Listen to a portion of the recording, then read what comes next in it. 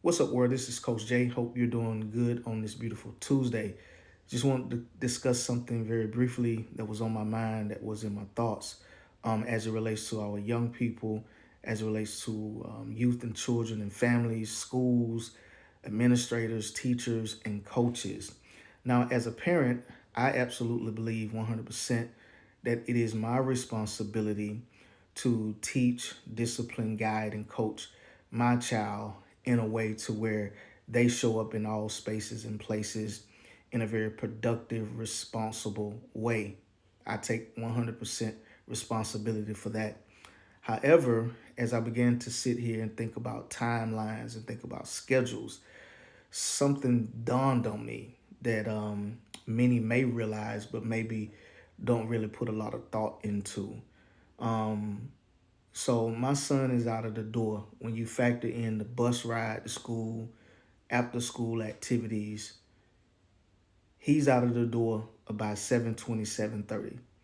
He's at school from then until about 6, 6:30 in the afternoon because of practice after school. So we're looking at, in a 24-hour day, he's at school in some shape, form, or fashion, whether he's on the bus to school, at school, or still on school properties, campus, until about 6:30. That's almost 12 hours out of a 24-hour period. And so when we get home, we got a little bit of homework. That could take, you know, 30, 45 minutes, an hour. So you get that done, you got a little downtime, you got dinner, and then you got shower, and you got to get in the bed in a decent hour so you can get adequate rest. So he's in the bed by 9:30. So you think about it, he get home 6:30. We got 7:30, 8:30, 9:30. We got about 3 hours as a family to spend together. And even in those 3 hours that we have to spend together, you got to factor in homework. You got to factor in he's going to want to relax a little bit and do something fun, whether that's play with his friends in the neighborhood or, do a little bit of gaming. So we're down to maybe less than an hour, hour and a half max that we as parents get to pour into our children before they have to go and sleep for 8 hours to get a good night's rest. And then maybe before school, we get an hour. So in the course of a 24-hour period, families may be getting 4 hours with their children. Maybe. That's if their work schedule permits for it. That's if the child's schedule permits for it. If, they're not in sports or if they have a lot of homework, you're getting a max of 4 hours out of a 24-hour period as a parent to impact your child. And they're with the school at least 10 hours, between 8 to 10 to maybe 12 hours a day, depending on if they're involved in extracurricular activity. So I have to ask myself, who has the best chance of influencing my child? I would like to say it's me. However, I also realize that over the course of a day, they are spending a tremendous amount of time at school with their peers and amongst the teachers, the administrators, the coaches. And so I want to say to all schools, all superintendents, all teachers, all coaches, listen, your role is much bigger than test scores.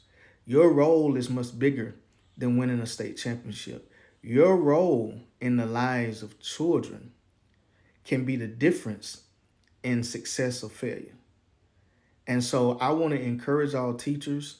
I want to encourage all administrators, all coaches, even down to the janitors, the cafeteria workers. All of you all that are at that school, your role is vital, is critical, is crucial. Because every time a young person has contact with an adult in the school, that is a touch point and an opportunity for growth and development. And you have to see it that way because our children are spending more time at school than they are at home in many cases, at least in the waking hours. And so schools, teachers, administrator, coaches, you got to take you got to take more responsibility for the outcome and the whole of the child versus just the academics. I know the academics are important, but what about the character? What about the behavior? And I'm not saying that that's not a factor at all, but I'm saying we have to make sure our schools have what they need, the resources that they need to speak to every child and the whole of every child. And so I'm calling school districts to task. We got to think about this thing a little bit different. We got to think about it different. You just can't take responsibility for test scores and not take responsibility for what goes on in the community by way of the children that attend your schools. Because they are learning more from your environment than they are possibly from home in the community.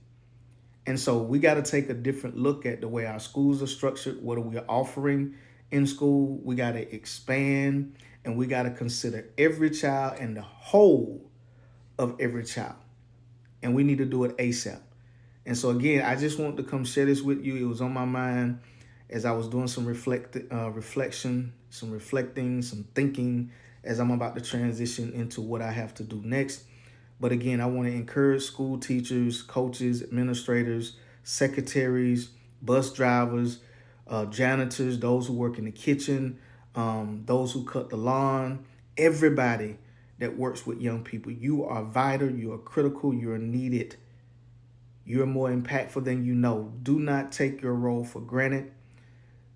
Seize every moment, every opportunity that you have to come in contact with young people. Be very intentional about planting positive seeds.